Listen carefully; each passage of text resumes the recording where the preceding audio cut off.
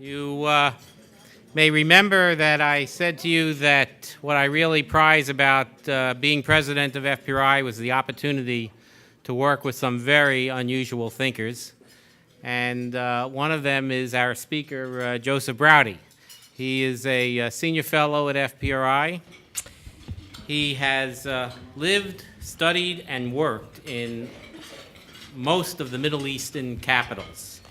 He studied at the American University of Cairo, the University of Tehran, the Center on Culture and Heritage in Dubai, at Yale University, at Princeton University. Like some of our fellows, he has written for the New York Times, the Wall Street Journal, the LA Times, but he's also written for, and I'm going to have to take my time here, Al-Majalla, Ashaq Al-Assad, Al-Arabiya, and a host of other major Arabic newspapers and magazines. He also runs he makes a weekly broadcast on Moroccan radio, which he does from Brooklyn, reaching millions of Moroccans and many thousands outside of Morocco through its spread on social media. He is an advisor to the Al-Mezbar Studies and Research Center in Dubai, a major new think tank on the scene. He is currently writing a book about Arab media. So he writes, I guess, both as an observer and as a participant. He really is a force in the Arab world, and he's going to tell us a little bit about what he does today under the broad theme of the war of ideas and what we can do to win it. So please welcome my colleague, Joseph Braude. Thanks very much, Alan. Thank you very much, Alan, and thank you, FPRI, for this wonderful opportunity, a very meaningful opportunity to share some ideas with you today. And thank you for coming out on a beautiful sunny Sunday in Philadelphia to listen to a very somber topic, because it is a time of cascading catastrophe in the Middle East, and not easy to find something to raise one's champagne to. And nonetheless, we're going to find some good news, which I hope will give reason for hope and some ideas about how to build on that hope. But we will do it in a way that begins with a quick review of the harmful legacies of politics and culture in the Middle East that are the reasons behind the tragedies we find today. We'll move on from there to Inklings of change, signs that there is a counterforce of young people in all walks of life, including in government, including in political parties and in civil society, who are trying to struggle against that harmful legacy. And finally ask, what can Americans do to support and encourage these positive trends, and really perhaps begin to turn a corner on this very dark time in the history of the region. Now, we'll start with the harmful legacies, alas. To break it down for you, there are 4 powers of state and non-state actors in the Middle East today that in recent years have registered enormous gains to the detriment of the region and at America's expense. And you know most of them, of course. There are the forces of Sunni Islamism, which right now are being led by the Islamic State, that are controlling and running as a state a territory the size of a mid-sized European country between Syria and Iraq, have gained footholds of considerable size in Libya and now in the Egyptian Sinai, and apparently also in Yemen, and have really changed and I would say electrified young people across the region who are flocking to the territory by the tens of thousands. And then you have the forces of Shiite Islamism, their ancient rivals, who now control, thanks to the support of Iran's government of clerics, 4 Arab capitals. And that is something that only a couple of years ago, experts in the Middle East in Washington would have ruled out. The idea that they would effectively be running Baghdad, Sana'a, the Yemeni capital, in addition to Beirut and Damascus, would just have been very hard to fathom. And yet, there they are, building on every opportunity. But beyond the indigenous forces, there are also problems coming from outside the region. For example, the forces of Shiite Islamism are aided and abetted by Russia and China. Russia, that very staunch advocate of the Syrian regime. China, also on the Syrian side, both cooperating and indulging corrupt authoritarian practices that bring the region backwards, and at that, doing so in a way that siphons away America's alliances, taking away business, arms deals, moving in on security cooperation that used to be an American domain between countries like Egypt and the United States, Bahrain and the United States. And these are profound inroads. And as I'm going to show you later, not happy news for prospects for states to hold their own and for civil society to grow in this part of the world. Now, how have they done this? How have they done this at a time when our spending and investment in the Middle East, say going back to 2003 when we invaded Iraq, dwarfs that of all 4 of these powers combined, beginning with $1 trillion or more on the war in Iraq, another major expenditure in Libya? Why is it that our military objectives have not achieved their political purposes? I think the part of the answer is that these 4 powers, they win not by winning wars, but by winning arguments. Because the Middle East is a place where many arguments are going on as we speak. They are happening on the air via 1,000 Arabic language satellite channels, and they are happening on the ground through activist movements, student groups, elements within states that are trying to subvert the structure of the state from the inside. And those 4 powers are active in this realm.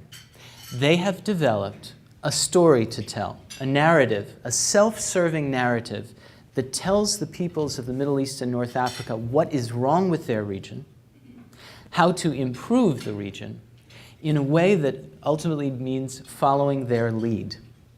They do so in a way that plays to the vulnerabilities of the local population. And their air campaign, that is their media activity and public communications which advances this narrative, is accompanied by a ground campaign. Not soldiers, but a human network of people whom they recruit to work with them on the ground and implement the narrative that is being prescribed. So I'm going to briefly run you through the examples, starting with Shia Islamism. Who would have thought only 20, 25 years ago that a despised minority sect in the Arab world would take over 4 Arab capitals? It began with this leader in the mountains of Jebel Musa. You all have seen him on TV. And very much a Shiite Lebanese minority community that had no particular problem with Israel and was politically more inclined toward Marxism was gradually converted to the Iranian revolutionary ideology. And it happened through building relations with local clerics with centuries-old pedigrees and spiking the religious curriculum with a new message and a story of good and evil, an imam to lead the Shiites from the east against the enemies of America and Israel.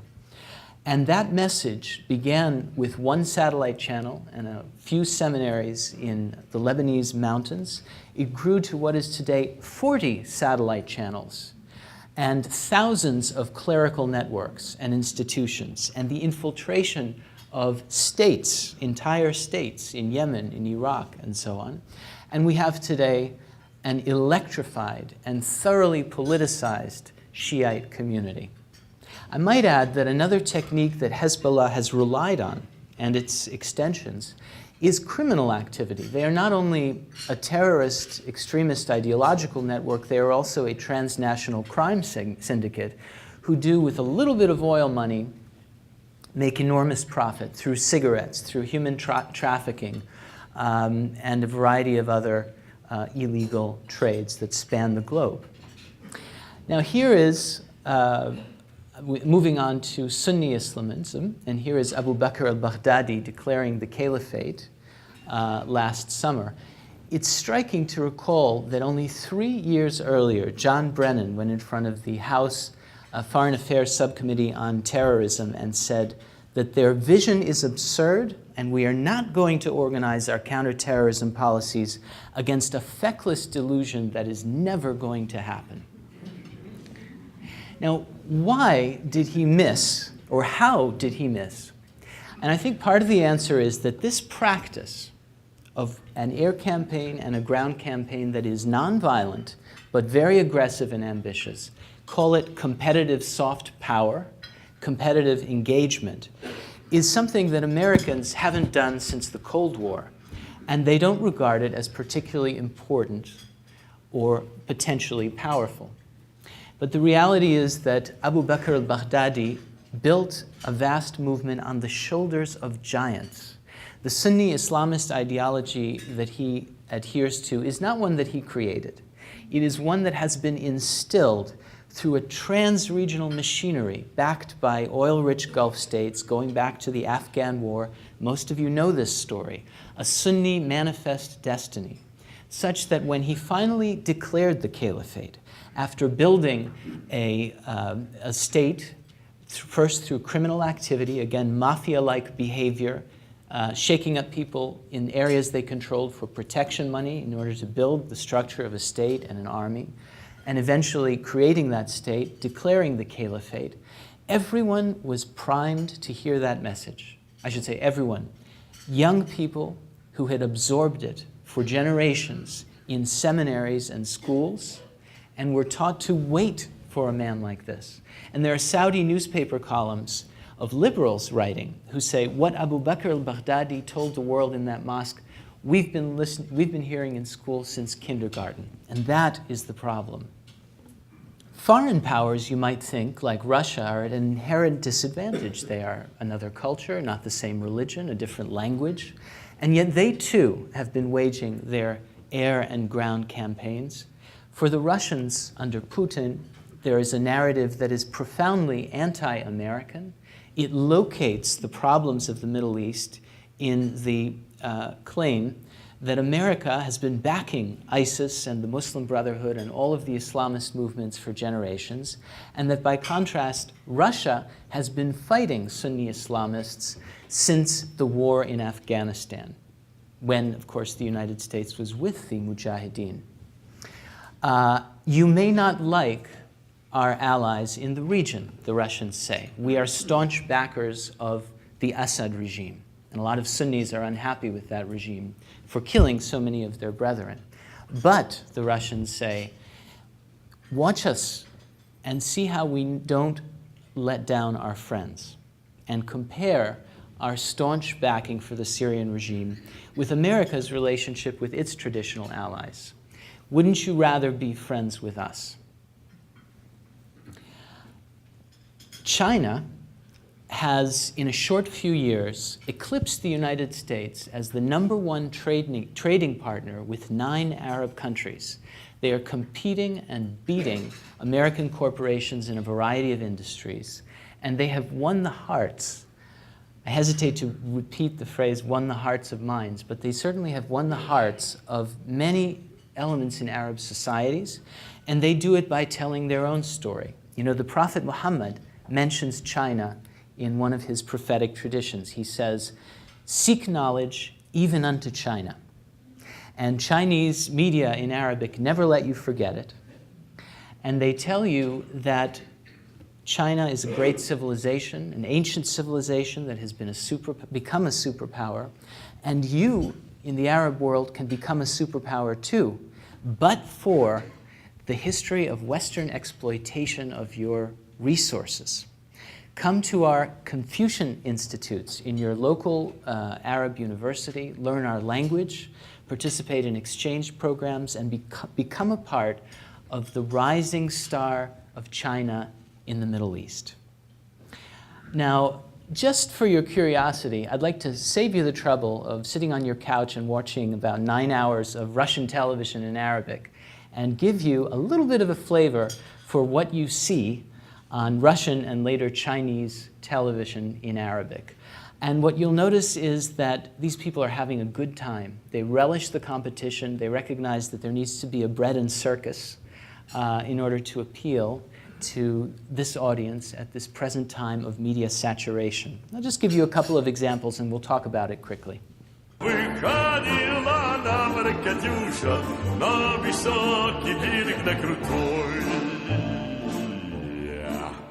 وضعت قناة روسيا اليوم نصب أعينها أن تنقل المشاهد إلى قلب الحدث ليعيشه صورة وصوتا في تقنية مذهلة.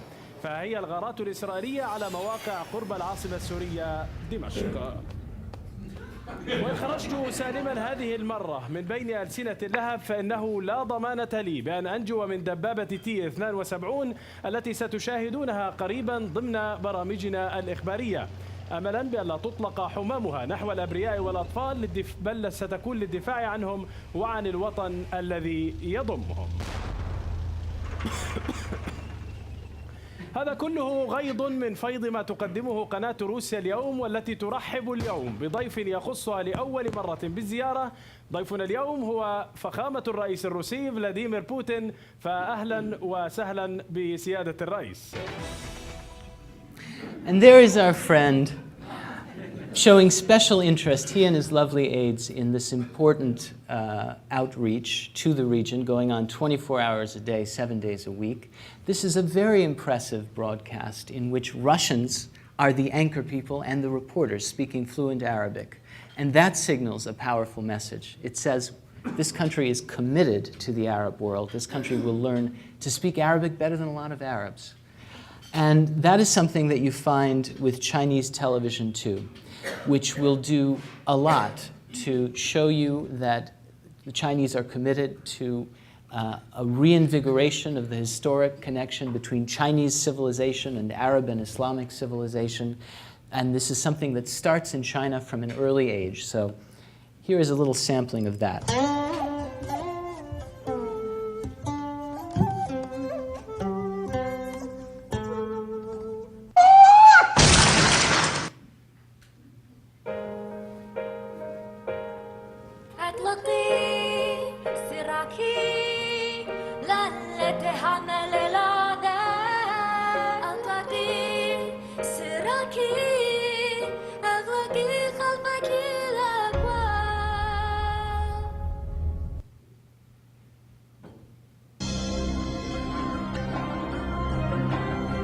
وتتمتع كل من الصين والدول العربية بحضارة عريقة والتاريخ طويل، وخلفت الحضارتان الصينية والعربية بتفاعلهما وتبادلهما ميراثا جميلا.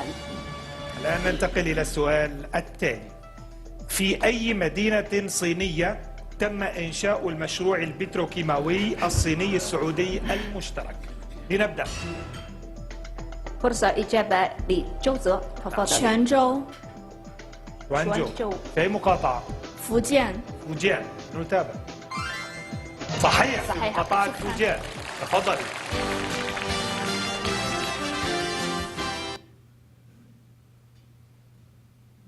مرحبا وتحياتي السيد الرئيس، شكرا جزيلا لموافقتكم على إجراء مقابلة مع محطتنا تلفزيون الصين المركزي CCTV. أهلا وسهلا بك في سوريا، أرحب بك وأرحب بقناة CCTV في سوريا.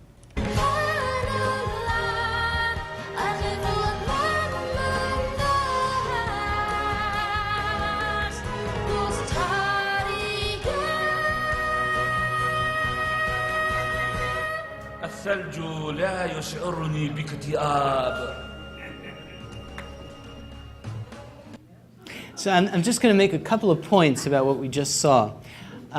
First of all, moving backwards, the last moment where that gentleman with the beard read the last line out of the song from Frozen, which probably many of you know, is a Uyghur, one of the Chinese ethnic Muslim minority, who are a persecuted minority in China.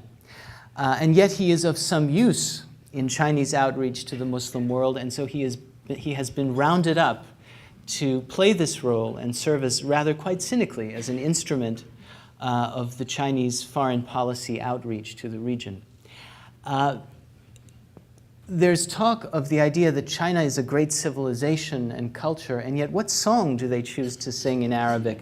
They choose the song that they know everybody on the planet can hum, and it is again a sort of an instrumentalization, and it's not exactly what it purports to be. It is a very razor-sharp strategy to win over Arab publics on the ground and in the air, also through children, the instrumentalization of children, the instrumentalization of history, and indeed the instrumentalization of oppressed minority communities. So it's truly a regrettable situation.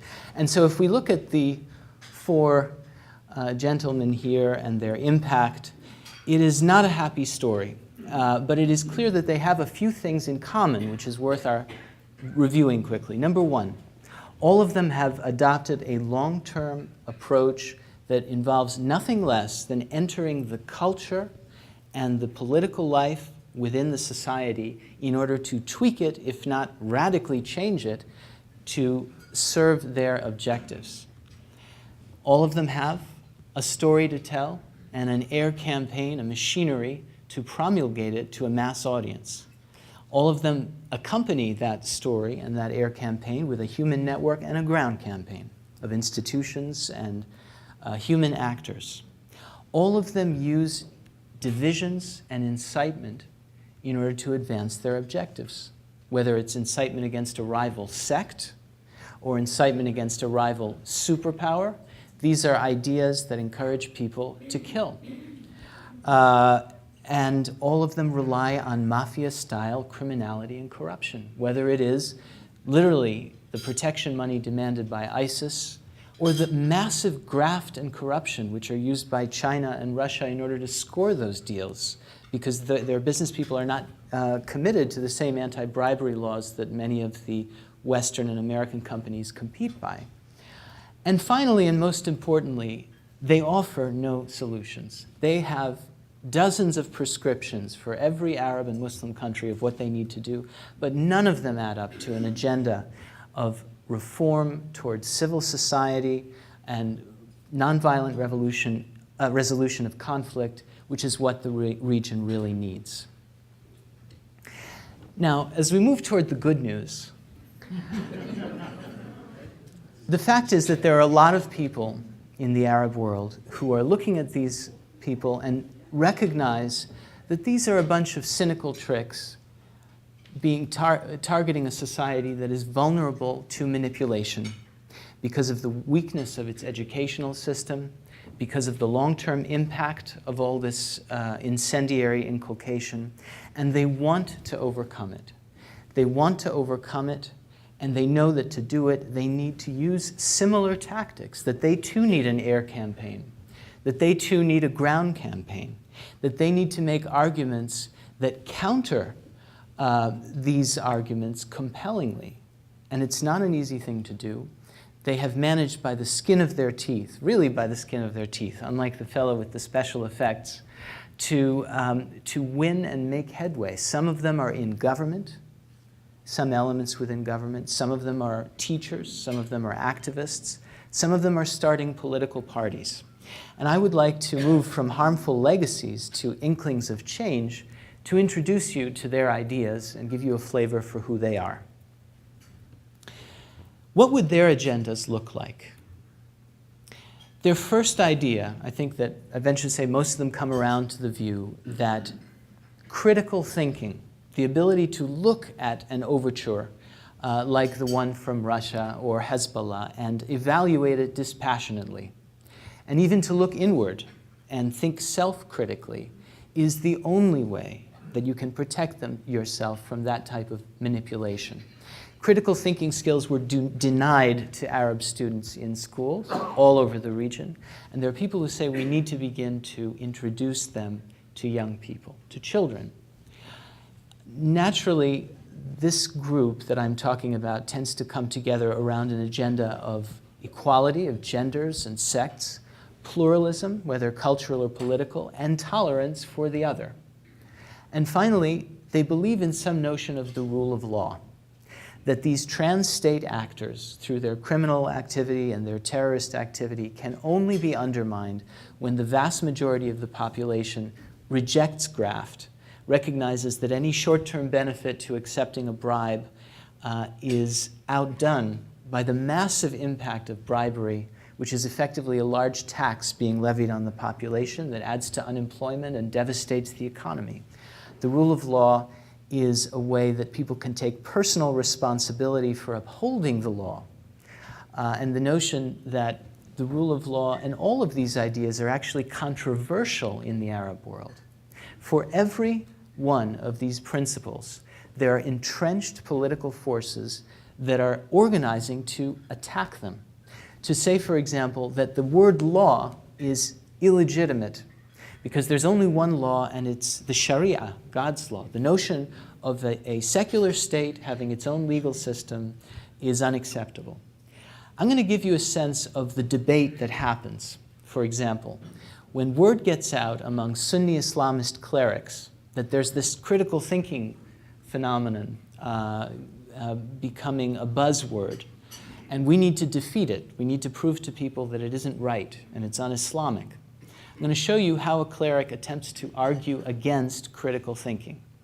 And then I'm going to show you how a critical thinking activist, if you will, responds to that cleric.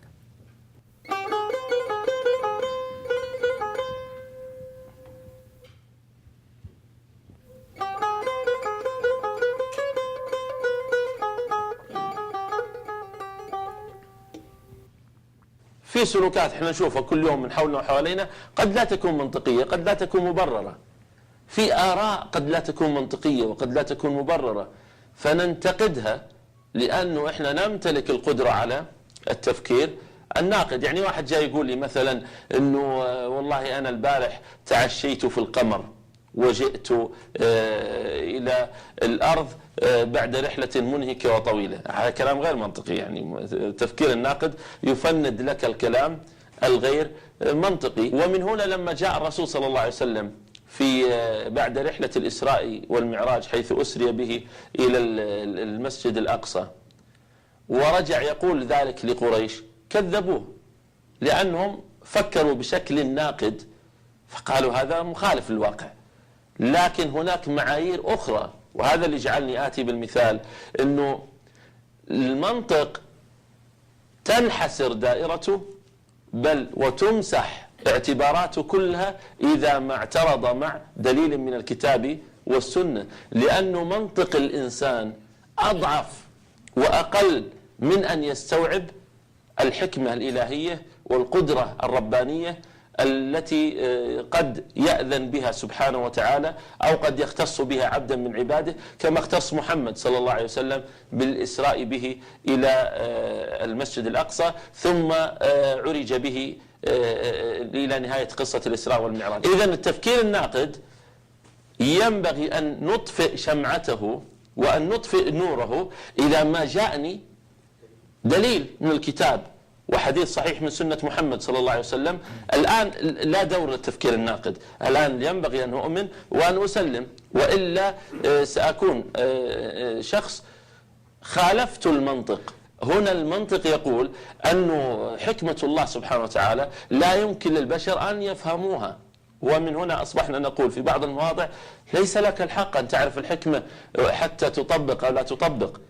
ما جاءك من الرسول صلى الله عليه وسلم فخذه وطبقه وامتثله وسر حذوه عليه الصلاة والسلام واتبع سنته حتى لو لم تفهم الحكمة، لأنك لو أردت أن تفهم الحكمة قد لا يتسع عقلك لاستيعابها. إحنا قدرتنا الذهنية والعقلية أضيق من ذلك بكثير.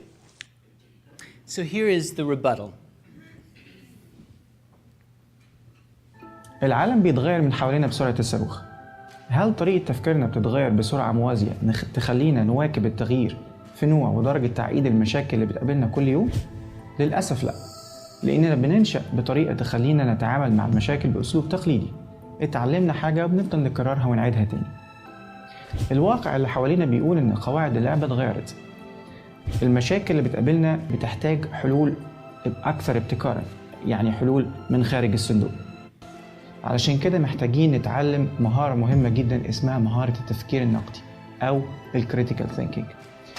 تعالوا الأول نشوف إيه هي الأعراض اللي بتظهر على الشخص اللي ما بيستخدمش الكريتيكال ثينكينج في حياته. يحب دايما يسمع للناس اللي بتتفق معاه في الرأي ويتجاهل أي رأي تاني لا يتفق معاه. هتلاقيه دايما على الرغم من إن هو معلوماته محدودة إلا إنه بيحب يظهر إنه فاهم في كل حاجة. يحب يعيش نفسه جوه الأوهام وبيتنفس نظرية المؤامرة في كل شيء في حياته. هتلاقيه كمان بيصدق أي حاجة يسمعها بسهولة جدا وينشرها بمنتهى القوة. لو لقيت عندك واحدة أو أكتر من الأعراض دي فأنت محتاج تتفرج معانا على حلقات التفكير النقدي.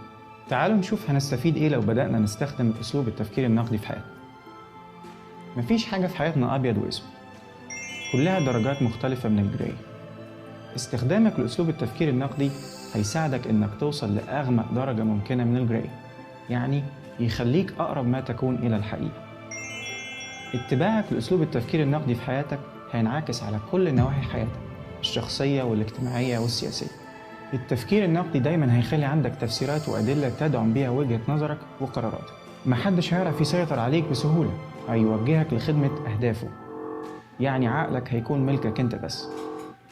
التفكير النقدي هيكون وسيلة دفاعك ضد أي أخبار مشوهة بتنقلها وسائل الإعلام. التفكير النقدي هيعلمك تعتمد على العقل أكتر من العواطف، وبالتالي مش أي خلاف فكري يتحول إلى معركة كلامية. التفكير النقدي هيعمل منك إنسان أفضل، قادر على المساهمة بحلول مبتكرة لحل مشاكل المجتمع. التفكير النقدي مسؤولية أخلاقية عليك. التفكير النقدي واجب مش اختيار. So, Islam Hussein, that is this young man's name, for him, the machinery of inculcation, that massive machinery that is decades old and very difficult to penetrate, must be either subverted or replaced altogether by a machinery that inculcates critical thinking, among other values which we've talked about before. And this is an uphill battle for which he has enormous popular support. This clip on YouTube has garnered hundreds of thousands of views, and I'm not counting the when they're reposted and there are thousands more views. And yet it is difficult for him to enter the institutions that would take this thing off the air campaign and move it into a ground campaign. And we need to help. And that's where I'm going to come to in the third and final segment of this presentation, is to ask the question, what are the options for American action? Once you discover that there is this critical mass of people like Islam Hussein, concerned about critical thinking, tolerance, trans-sectarianism, building a culture of equality, creating political parties that will eventually elect heads of state who embrace these ideas, how does one support that effort? The answer in one word, or rather three, is American competitive engagement. The practice that Americans were very good at, particularly in the first half of the Cold War, those years of national unity about the need to defeat Stalinism. That was a time when Americans were studying the local territory in the countries that were in contest. They were identifying what massively funded and unpopular authoritarian forces were doing, and what Americans could do to level the playing field and give proponents of liberal democracy an opportunity to compete fair and square. We're not talking about skewing the landscape. The landscape was already very skewed. It was a question of leveling the landscape on faith that given a fair chance to compete, the ideas and agendas that are truly salubrious to the population will win the day. Americans can offer a lot. And I say this having played a role in some pilot projects that made the effort to do just that. And I'm going to show you a little example of one and the impact that it has had. I mentioned to you the rule of law and the idea that a lot of young people believe in it. They want to find ways to support it. A few years ago, I became involved with a project in Washington called the Culture of Lawfulness Project that studied how some societies that had been living under the yoke of organized crime, like the mafia and the Colombian drug cartels, managed to nonviolently defeat these groups through the culture, through the educational system, activating religious leadership, the media, and even the municipalities, to make mafia feel that they no longer had the backs of the society, or that the society would no longer look the other way when they attempted to dominate politics, culture, arts, business, and every other facet of public life. Telling the story of how the mafia was defeated by civil society actors is something that we believed could inspire Arabs to use the mafia analogy and appropriate it in their own environments.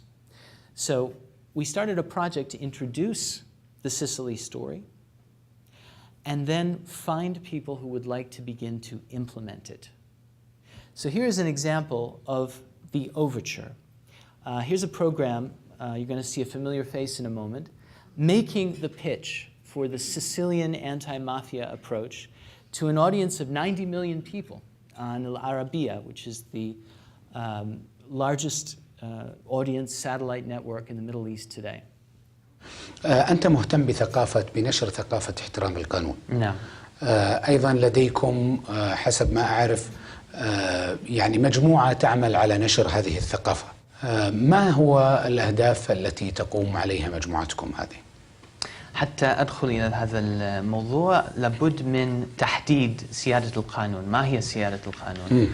هي 3 نقاط، 3 مبادئ. أولاً أن تكون لكل فرد في المجتمع فرصة المشاركة بتشريع القوانين وتطبيقها والإشراف عليها. ثانياً إلزام هذه القوانين على كل فرد في المجتمع ولا أستثني فيها الحكومة نفسها.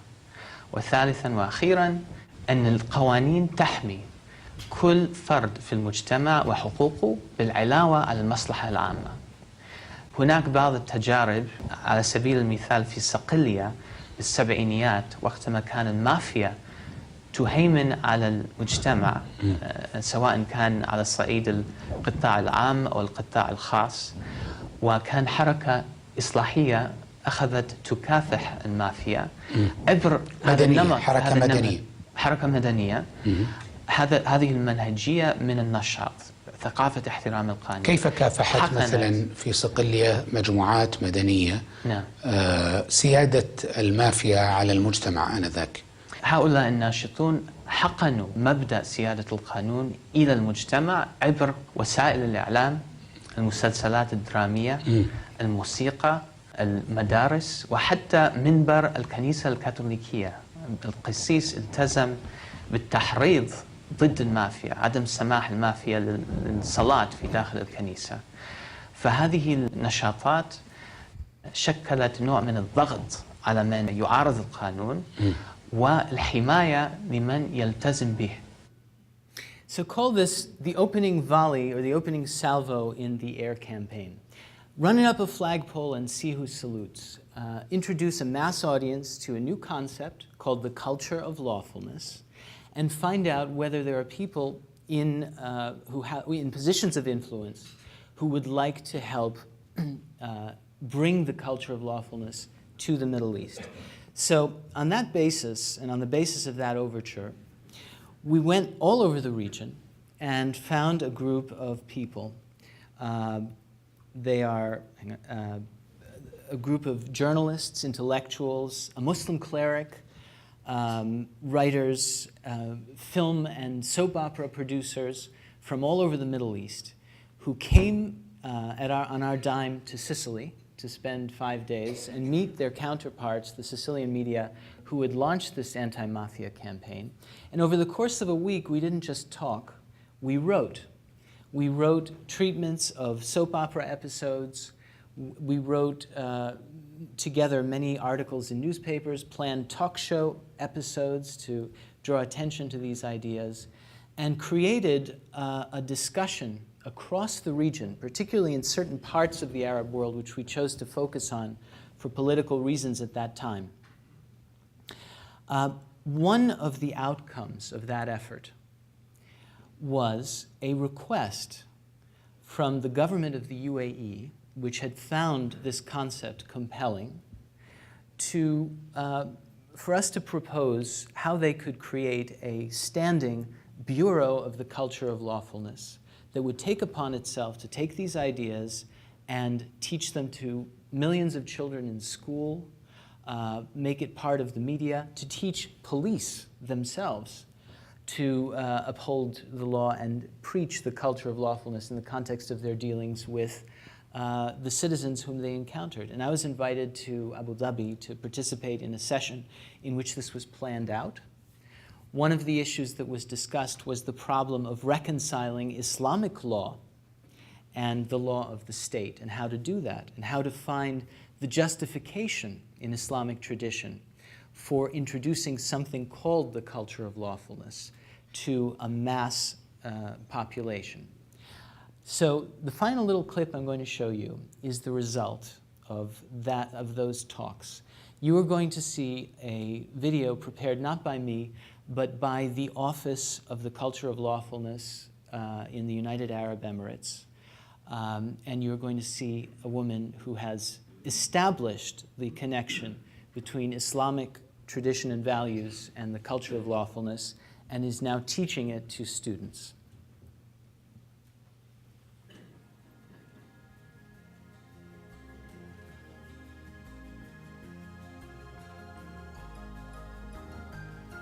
السلام عليكم ورحمة الله وبركاته. اليوم سوف نتعلم درساً من دروس الحياة، درساً مقتبساً من كتاب الله عز وجل، متمثلاً بالآية الكريمة: ولا تلقوا بأيديكم إلى التهلكة. فما معنى التهلكة في اللغة العربية يا أحبائي؟ التهلكة تعني الهلاك. التهلكة هي إيذاء النفس. وهذه الآية الكريمة ما هي إلا دعوة من الله عز وجل بألا نلقي بأنفسنا إلى التهلكة أيا كان نوعها أو مصدرها. ونحن في هذا المجتمع يمكننا تجنب التهلكة بتطبيق مبدأ يهدف إلى تحقيق العدل والمساواة بين الجميع، وهذا المبدأ هو ثقافة احترام القانون. لم أفهم ما تريدين الإشارة إليه. كيف يكون هذا؟ وما معنى القانون يا أستاذة؟ القانون هو مجموعة من القواعد تعمل على تنظيم الحقوق والواجبات لأفراد المجتمع. فهل تساءلتم ما هي العلاقة بين القانون والآية الكريمة وفق هذا المفهوم؟ لابد وأن يقوم كل منا بالحفاظ على القانون. إذن هنالك ارتباط بين ما تشير إليه الآية الكريمة ومفهوم القانون الذي يعتبر سمة من سمات الحياة. فعندما يحترم الجميع القانون ويطبقونه في حياتهم فهم بذلك يحمون أنفسهم والمجتمع من الوقوع في التهلكة. شكرا لك ولمكتب ثقافة احترام القانون. تعلمنا الكثير لنحمي أنفسنا من التهلكة بإذن الله. So I don't know how one reacts in a culture, and now I'm talking about American culture, that sees foreign policy and long has through a military lens. We have a highly militarized foreign policy. There is very little discussion of competitive soft power in the American media. We no longer think this way as a society. And yet, when we see those videos, as are occasionally posted with subtitles, of radical clerics surrounded by children this age in a madrasa being taught to hate, being taught to want to kill, we grasp immediately what the impact of that will be. We recognize that these clerics are committed to the long haul. They're starting them off young, and they will achieve their result if they continue to have this megaphone. And so I would ask you to consider that these sorts of classes can have the opposite effect. It can have a salubrious effect that is good for the region, and it's good for the United States, and it's good for all our allies in the region. And I'm saying this at a time when states are falling apart for lack of laws. Hundreds of thousands of people are being killed for lack of tolerance.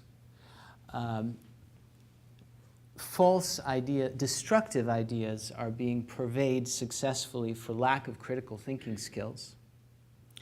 And the United States can really play an important role in reversing this ugly trend.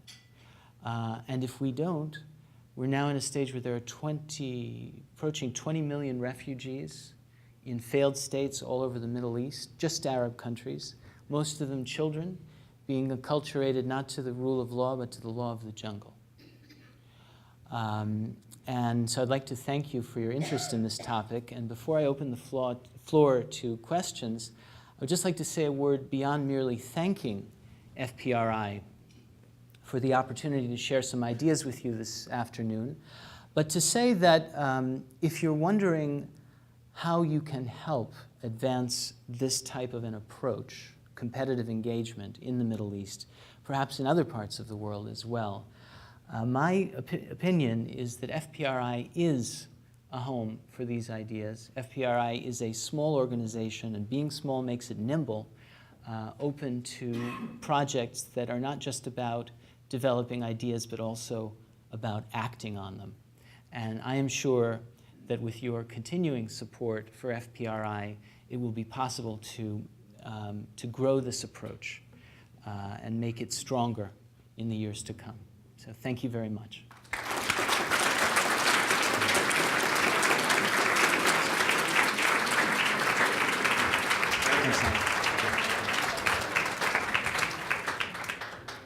Thank you for those remarks and for the little commercial at the end. Yeah. We'll take questions. Eli will come around with the microphone. Please wait till the microphone gets to you. Rick Berkman in the back.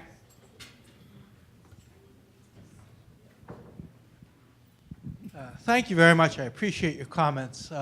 In a very subtle way, you described what is, in fact, a war of civilizations and reclaiming the ideologic or the high ground of ideas and why there are more tolerant ideas. But I also observed that you didn't at any time, and I welcome this, label it. You didn't say this is a war against radical Islam or radical Islamists. And I wondered if your view is that even though we recognize the problem and we have to find ways to encourage all those people out there who practice Islam to regain their religion and regain control of it, there's still something beneficial in the President of the United States not labeling it radical Islam. So two quick responses. First of all, with respect to the notion of a war or a clash of civilizations, I don't see it that way. The reason I don't see it that way is that I don't see the rule of law, tolerance, pluralism, critical thinking as representing one civilization and being divorced from another. I think that that list is a combination of universal values and universal virtues that inevitably evolve in any civilized environment. We may be farther along in explaining them and learning about how to instill them, but they're not absent from some parts of Islamic tradition. There are not many, there are many who are not lacking for an understanding of these concepts in the region. And so I don't see it as a clash. On the contrary, I see this as a problem of empowering people who already embrace these values, but are simply struggling against powerful machinery of people who are dead set on undermining them within these societies. As to whether the military conflict the United States is now waging should be called one against radical Islam or not, and President Obama's comment that these groups have nothing to do with Islam, I think that the debate itself is not a constructive one, because the reality is a problem that one can diagnose without making any judgment about Islam whatsoever. It is simply that whatever Islam is or is not,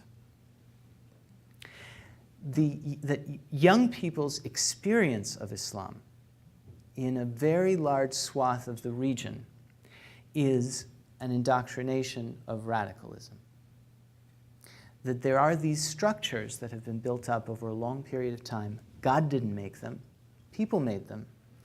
And that is the problem. Now, it's scary to talk about.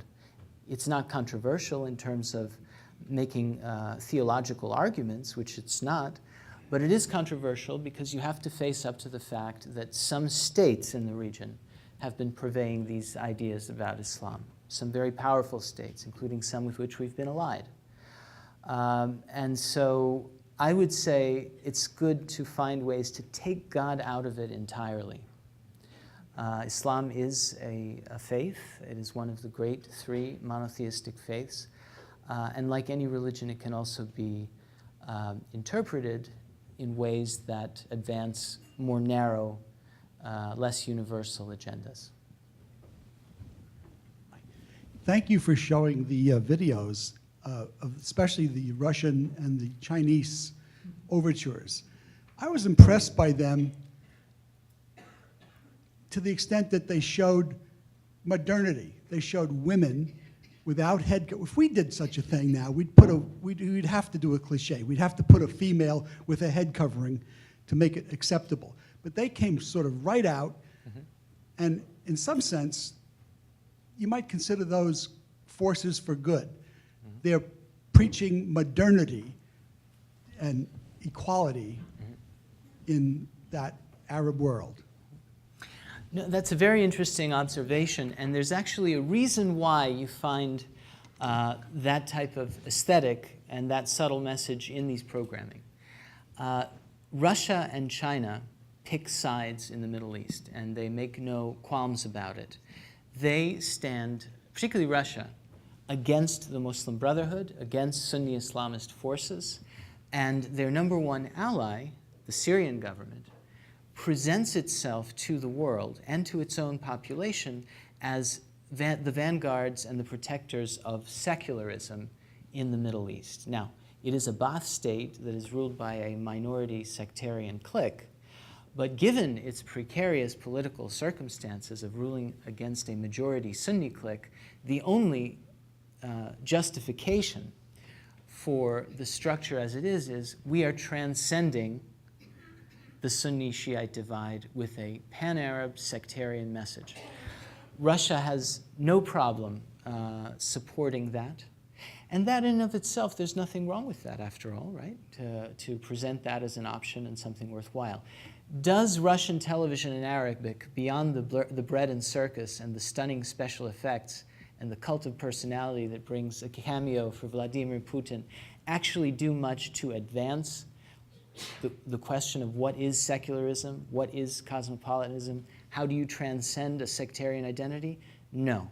It's more concerned with advancing conspiracy theories about how the United States is secretly backing ISIS and is the arsonist and the fireman, and it's a very, unfortunately, a kind of a cheap kind of political propaganda technique that does not advance the values underpinning secularism. Murray Levin. Thank you for your informative and entertaining presentation. You alluded to the Cold War, and I think it's generally considered that organizations like Radio Free Europe and Radio Liberty had a good degree of success. And after the fall of communism in the era of the end of history, we saw things like CNN International, which had a very wide influence. Then came Al Jazeera, you showed us CCTV. Some of these are, I guess, state and private enterprises. My question is, what is the status of US or Western media that is now going into this area, and what would be the ways and the prospects of increasing it so that it would have the kind of success that we saw at this earlier period? Yes. So, great question, of course, something I've taken a lot of interest in. When, after September 11th, the wise leadership of Washington saw fit to ratchet up its spending on what it called public diplomacy, it wanted to revive some of these Cold War practices. The problem, and so one of the most expensive thing they did, for which they've spent over $1 billion to date, is create a television network called Al Hurra that is meant to rival Al Jazeera at the time.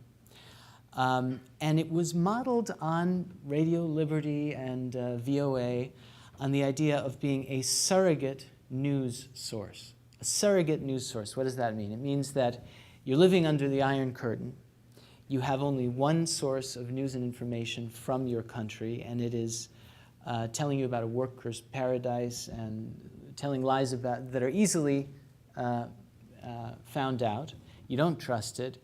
And if you have another source of information that is telling you the truth, then you're going to begin to trust not only that source of information, but also the power that is backing it. The problem is, would that have worked in an environment where there were 1,000 satellite channels, all reporting, how many surrogate news sources do you really need?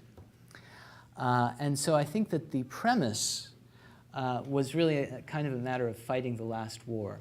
And I think that what Russia and China, for example, have discovered is that there's not a lot of news value to the Israeli warplane threatening the anchorman on that clip. What it is entertainment value. It's a spoonful of sugar that enables them to proceed right to the ideological agenda. And I think that while it does not befit the United States to imitate the actions of a country like Russia, we certainly can learn some things from them. And what I see is that we should be less of a surrogate news source and less advocates for the American brand and more focus on advocating for values and ideals that we share with a critical mass of the population who are the hopes for the future of the region.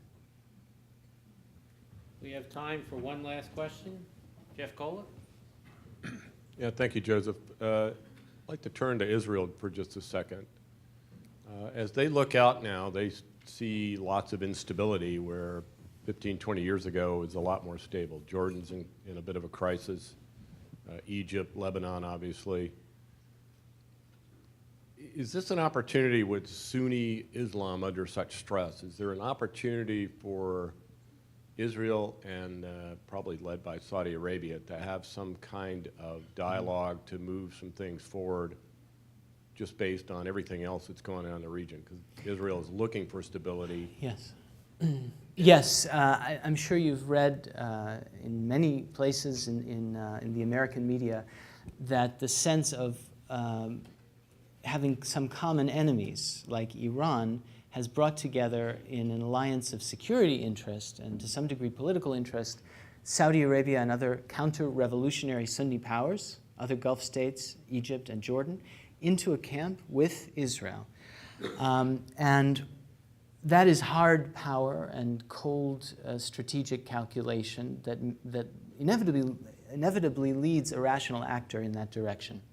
Within this large community, there is a small group of people who would like to see those kinds of relationships survive the present constellation of interests and enemies that temporarily make the alliance justifiable even for people who don't like Israel. The question is, can you take the opportunity to strengthen the cooperation so that it may actually survive this temporal time? And I'm glad this is the last question because I can also give you an extra video, give you a little sense of what that might look like. I was asked by not one but several Arab governments to help them imagine what kind of models are worth looking at for a country that has sectarian or cultural divisions, that is having problems maintaining alliances with foreign powers that they thought they could trust for a long time, and that is having trouble accessing its own diaspora to help them serve as emissaries to other countries. So they said, can you think of a country or a model that might have something to offer in that respect? And I naturally thought of Israel, the early history of the State of Israel. And I gave them a presentation on how Israelis achieved those goals under very difficult circumstances. And we had a 2-day seminar that involved taking those Israeli lessons and imagining how to apply them in these different environments. So I'm going to show you a 2.5-minute clip, if I may, that gives you just a little taste of the kind of cultural interventions that Israel used, and you might easily see how they can be reimagined in an Arab context. And just to review, we're talking about strategies for accessing diaspora support, domestic cultural engineering, bringing together, after all, the ingathering of exiles, Jews speaking 70 different languages, couldn't talk to each other. How do you make them one national polity? And how do you conduct outreach to a foreign power?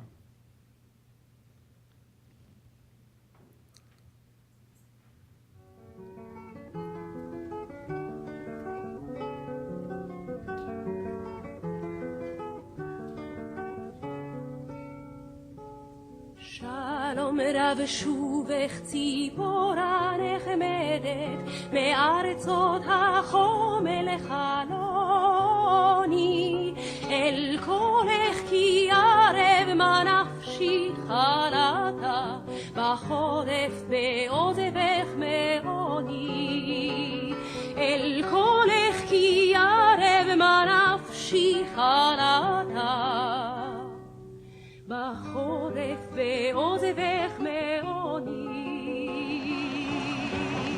The use of the army as a force of socialization to bring different cultures together under one language and goal.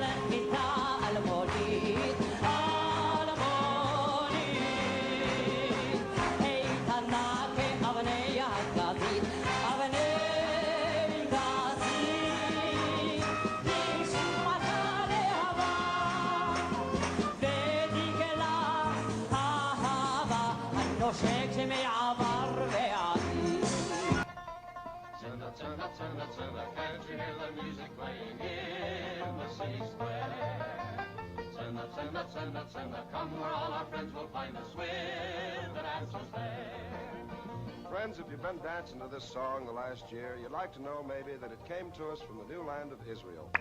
We're singing now not only those new English words that we made up for that record with Gordon Jenkins, but also the original Hebrew words of this song that was written for lots of people to sing and dance together. צנע צנע צנע הבה נטורנה חיילים במחשבה אלנה אלנה אלנה אלנה אלנה תתייבנה מבין החיים ילש צבא צנע צנע הבה נטורנה חיילים במחשבה אלנה אלנה אלנה תתייבנה מבין That's Pete Seeger, by the way.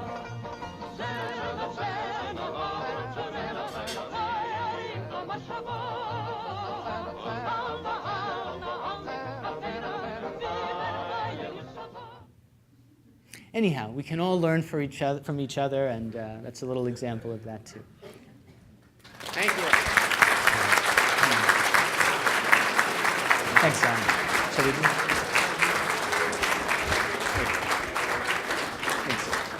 Well, I don't think you'll see those videos anywhere else. And I don't think you came to hear Frozen sung by Chinese in Arabic. But we thank Joseph for some fresh thinking on the Middle East. We thank all of you for your support, and we hope to see you at future programs. Thank you.